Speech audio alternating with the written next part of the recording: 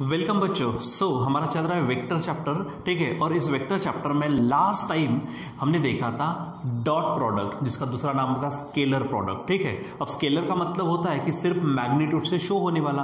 तो हमने ये देखा था कि मान लीजिए कि ये कोई हमारे पास वेक्टर ए है मान लो, ठीक है। और ये मान लीजिए कि हमारे पास में कोई दूसरा वेक्टर ओ बी है, या फिर आप उसको सिंपली बी से बताओ। एंड इसके बीच में अगर मान लीजिए कि एंगल है थीटा, तो फिर इसका जो हमने स्केलर प्रोडक्ट दिखाया था, ठीक है, वो हमने डॉट से बताया था। और इसीलिए स्केलर प्रोडक्ट का दूसरा नाम डॉट प्रोडक्ट भी है।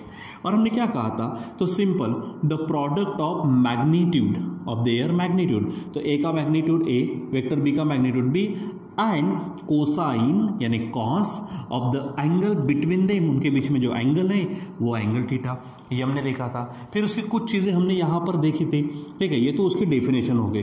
फिर रेक्टेंगुलर कंपोनेंट्स में हमने देखा कि अगर मान लीजिए कि वेक्टर ए हमको ए x I plus A Y J plus A Z के इस फॉर्म में दे रहा, अगर बी हमको दे रहा है कि ये B X I plus B Y J plus B Z के इस फॉर्म में दिया, तो vector A dot vector B है। तो सिंपल लिख के दिया था क्या, दे सम ऑफ, या फिर आप एडिशन बोल सकते हैं, ठीक है।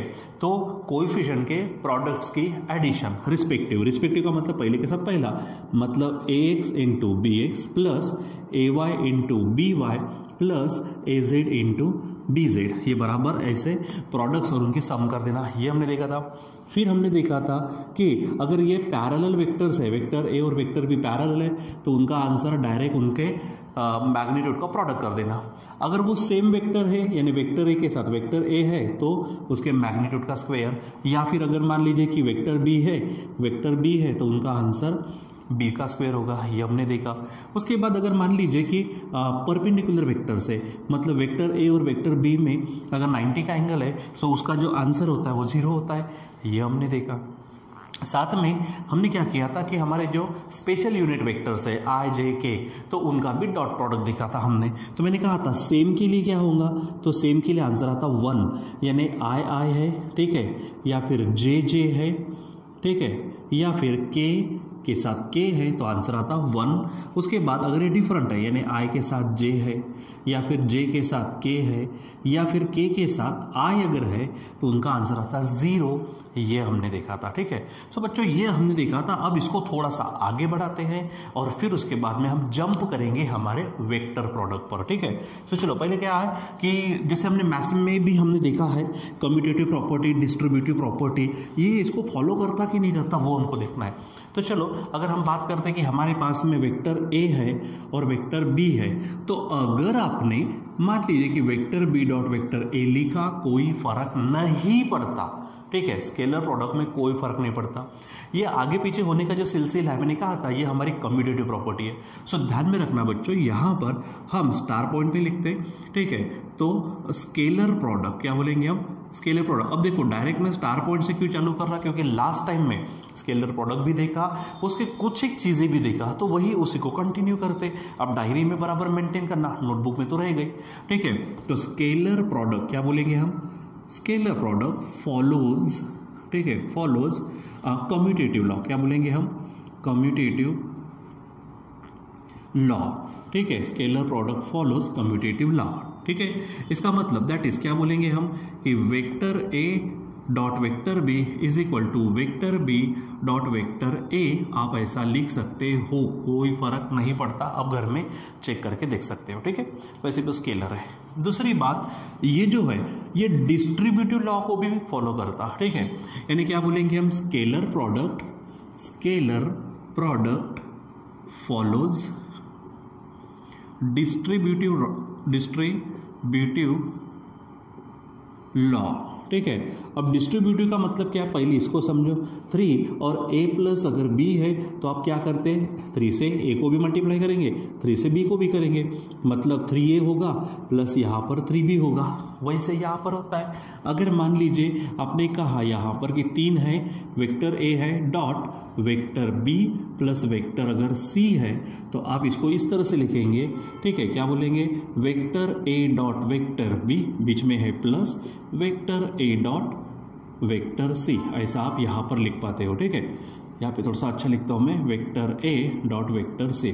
यानी अगर मान लीजिए कि ब्रैकेट में प्लस माइनस है और बाहर में मल्टीप्लिकेशन है, ठीक है, डॉट प्रोडक्ट है, एक्चुअल मल्टीप्लिकेशन में कौन सा डॉट प्रोडक्ट अगर है तो आप वो डॉट दोनों को भी डिस्ट्रीब्यूट करते हो, इसलिए उसको डिस्ट्रीब्यूटिव लॉ कहते हैं, ठीक है।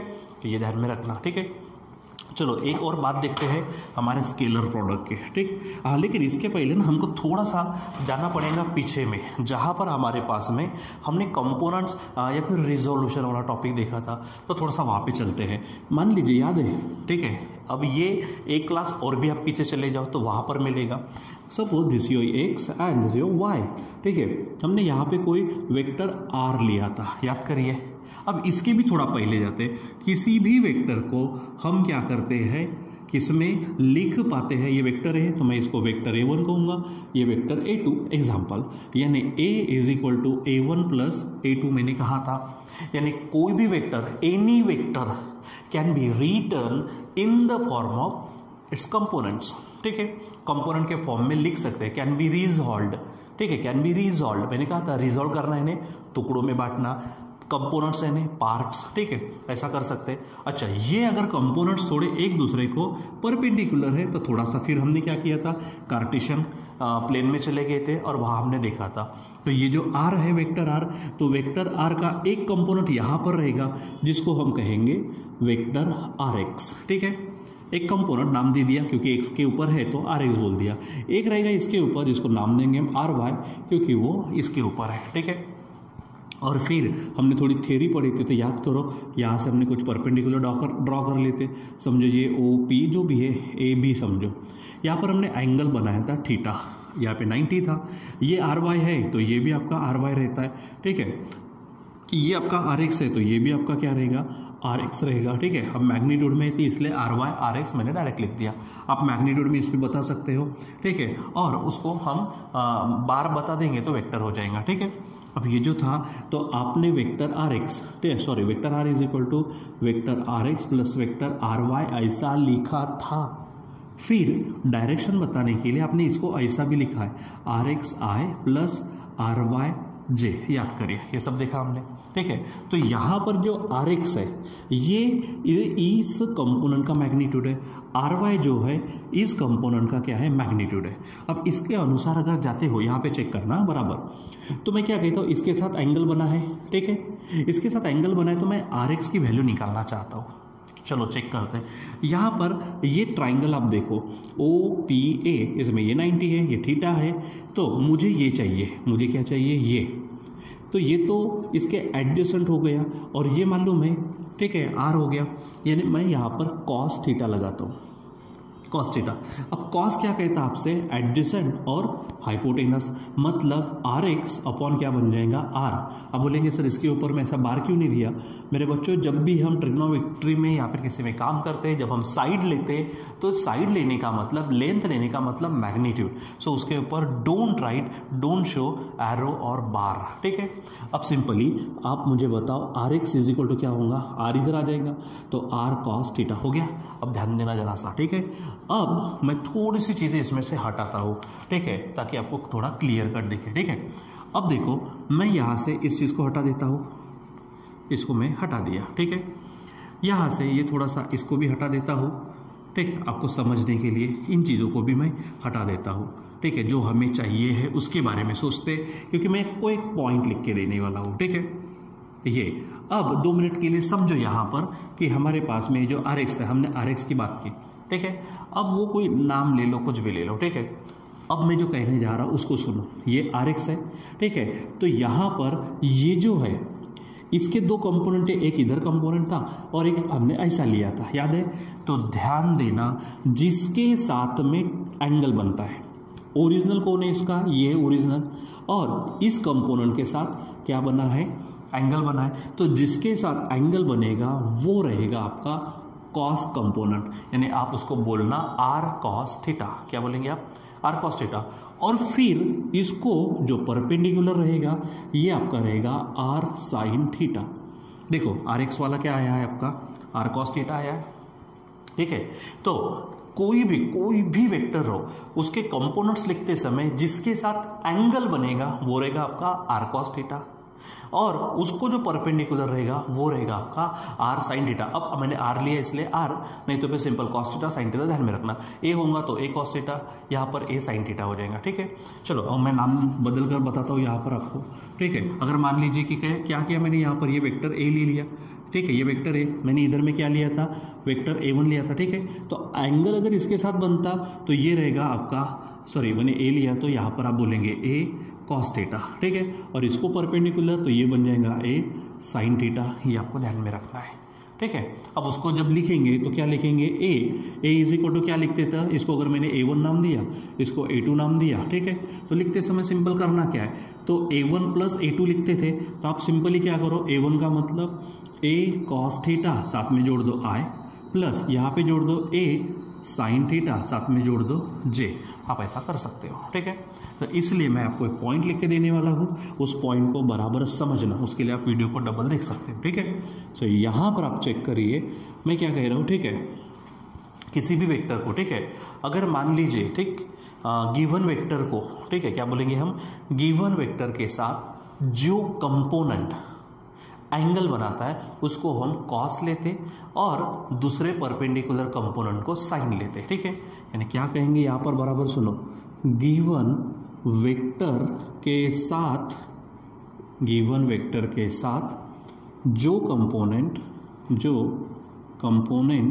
क्या करेगा, जो कंपोनेंट एंगल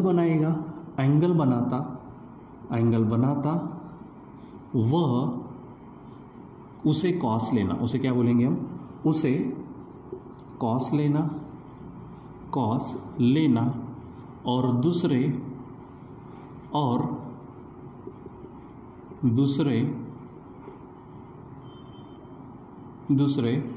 परपेंडिकुलर कंपोनेंट को साइन लेना। एग्जाम्पल मैं कह रहा हूँ, अगर मान लीजिए ये वेक्टर आपका ए है और एंगल इसके साथ अगर बनता है, ठीक है, तो ये होगा आपका ए कॉस थीटा। मैंने कहा जिसके जो कंपोनेंट एंगल बनाता है, ये कंपोनेंट एंगल बन रहा तो ये रहेगा ए कॉस थीटा, और इसको दूसरा जो रहेगा वो क्या रहेगा आपका, दूसरे परपेंडिकुलर कंपोनेंट को साइन लेना, यानी इसको आप लेंगे। ठीक है, इसको मैं यहाँ लिख देता हूँ, समझो ये ए है। ठीक है, और ये रहेगा आपका ए साइन थीटा, ये आपको ध्यान में रखना है। ठीक है, अगर मान लीजिए कि कुछ ऐसा ले लिया, मान लीजिए कि ये हमारे पास में वेक्टर ए है मान लो। ठीक है, इधर में इस तरह से हमारे पास में एंगल इसके साथ अगर बन रहा है तो ये बनेगा ए कॉस थीटा, तो इधर परपेंडिकुलर वाला होगा ए साइन थीटा। बस इतना आपको ध्यान में रखना है। ठीक है, अब इसी के चलते एक हमारे पास में स्केलर प्रोडक्ट के संबंध में पॉइंट है। एक्चुअली हमने ये रिजोल्यूशन के समय देख लेना चाहिए था, कोई बात नहीं, इसमें ध्यान में रखो। जिसके साथ एंगल बनेगा वो कॉस कंपोनेंट और उसको परपेंडिकुलर वो साइन कंपोनेंट। भूलना नहीं है बच्चों, ध्यान में रखना, फिट ही करा लो मन में। जैसे अगर मान लीजिए मैंने ऐसा कंपोनेंट निकाला इधर में, और एक ये ओरिजिनल कंपोनेंट समझो वेक्टर पी है। ठीक है, और इधर में मैंने एंगल बना दिया, ठीक, तो ये बन जाएगा पी कॉस थीटा, और यहाँ पर ये बनेगा पी साइन थीटा। कैसे भी अगर मान लीजिए ये ऐसा एक आधा है, समझो ये मान लीजिए कि वेक्टर m है और इसके साथ एंगल अगर इधर बन रहा है तो ये बनेगा m कॉस थीटा, और इसको परपेंडिकुलर बनेगा m साइन थीटा। अब तो समझ जाओ, जिसके साथ जो यानी जो एंगल बनाएगा वो कॉस रहेगा, और जो एंगल नहीं बनाएगा यानी परपेंडिकुलर वाला वो साइन रहेगा। ठीक है, एंगल वाला कॉस, बाकी दूसरा वाला साइन। ठीक है, चलो अब हम बात किसकी कर रहे थे, स्केलर प्रोडक्ट की। ठीक है, तो उसको थोड़ा सा कंटिन्यू करते हैं। ठीक है, क्या बोलेंगे यहाँ पर हम, ध्यान देना, स्केलर प्रोडक्ट क्या बोलेंगे, कैन बी रिटन। इसका मतलब क्या है कि स्केलर प्रोडक्ट को लिखा जा सकता है, can be written as the product of magnitude of first vector. क्या बोलेंगे हम, magnitude of first can be written as the product of magnitude of first vector and component of and component of second vector, component of second vector along first vector, ठीक है, and vice versa आप लिख सकते हैं उल्टा, ठीक है। अब इसको समझते क्या है, तो मान लीजिए कि मेरे पास में ये एग्जांपल भी दे रहा हूँ मैं आपको। मान लीजिए हमारे पास ये यहाँ पर एक वेक्टर है, समझो इसको नाम 2 अक्षर से लेते हो तो वेक्टर ओ ए समझो, या फिर सिंपली आप वेक्टर ए उसको बोल सकते हो, ठीक है। ये है हमारे पास एक वेक्टर। दूसरा वेक्टर हमारे पास मान लीजिए कुछ ऐसा है, यहाँ से ये मान लीजिए वेक्टर ओ बी है, ठीक है। इसको मैं वेक्टर बी भी ऐसा बता सकता हूँ, ठीक है। अब यहाँ पर हमारे पास में let any 2 vectors A and B है समझो, ठीक है। लेट क्या बोलेंगे, vector A and vector B, be any 2 vectors, any 2 vectors, कोई भी 2 वेक्टर्स है मान लीजिए, ठीक है।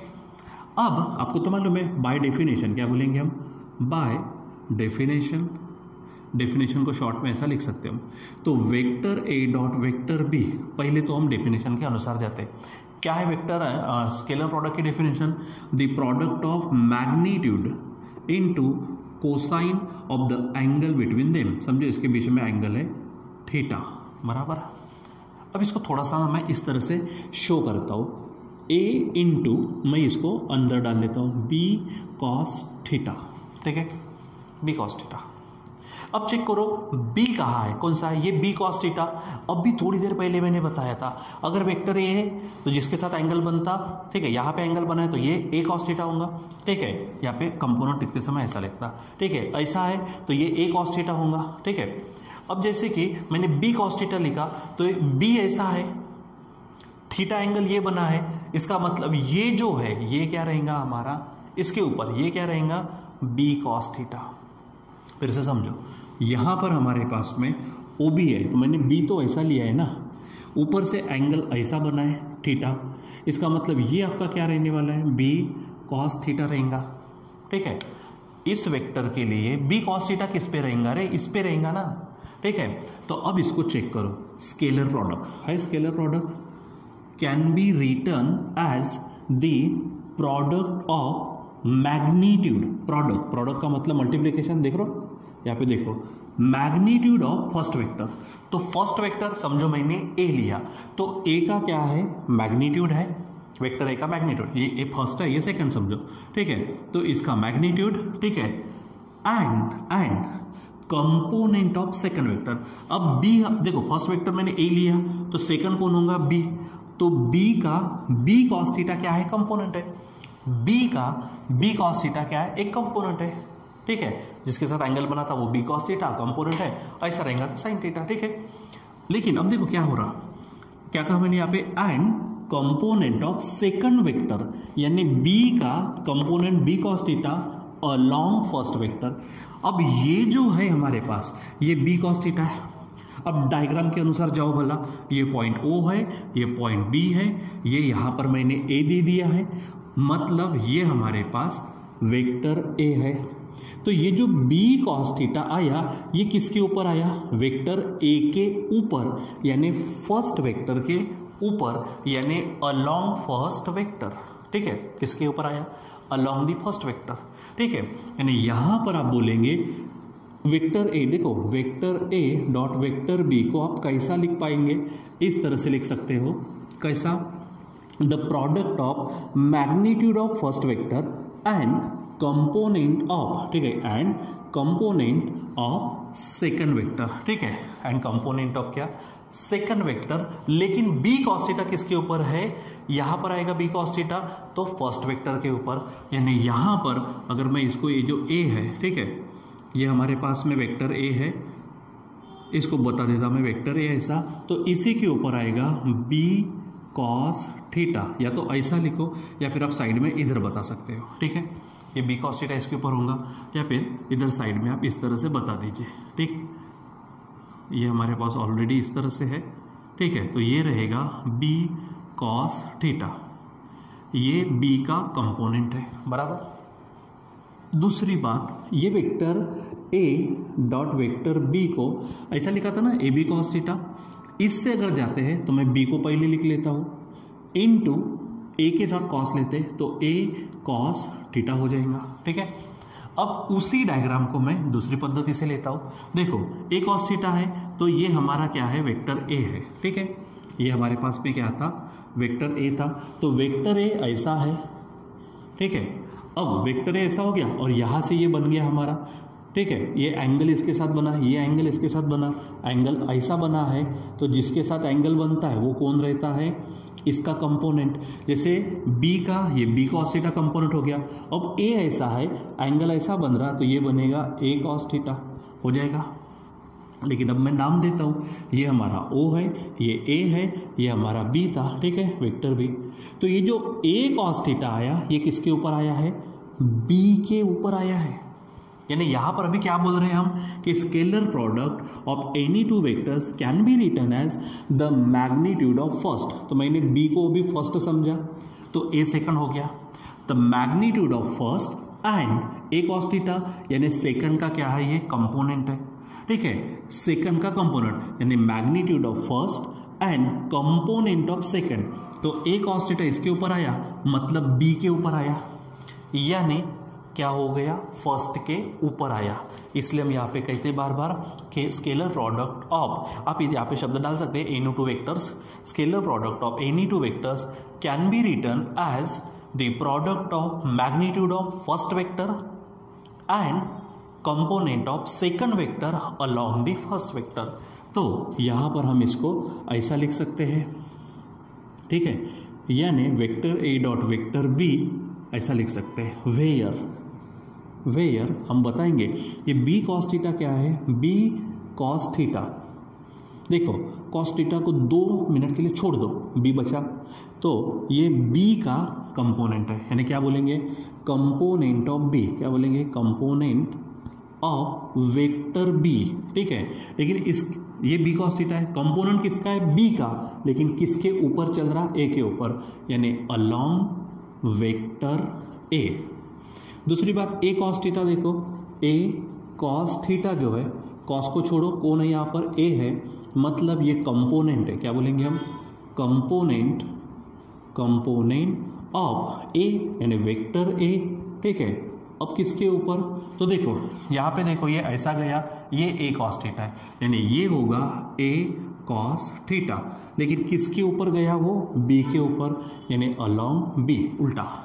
ठीक है, यानी ये डेफिनेशन के अनुसार ये चीज़ है, लेकिन इसको थोड़ा सा रीअरेंज करके हम थोड़ा नए पद्धति से बोल सकते हैं। क्या, the product of magnitude of first vector and component of second vector along first vector.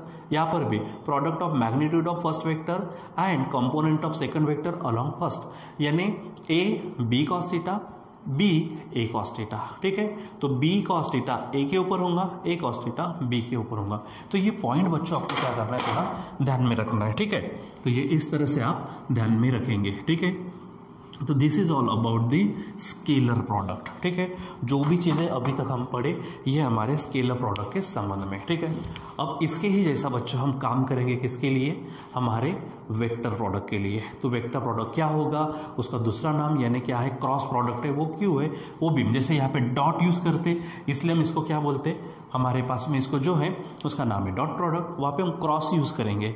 यानी जैसे हम लिखते हैं ना 3 इंटू बी, 3 इंटू बी, यहाँ पे 3 इंटू 2 है, यहाँ पे क्रॉस आ गया।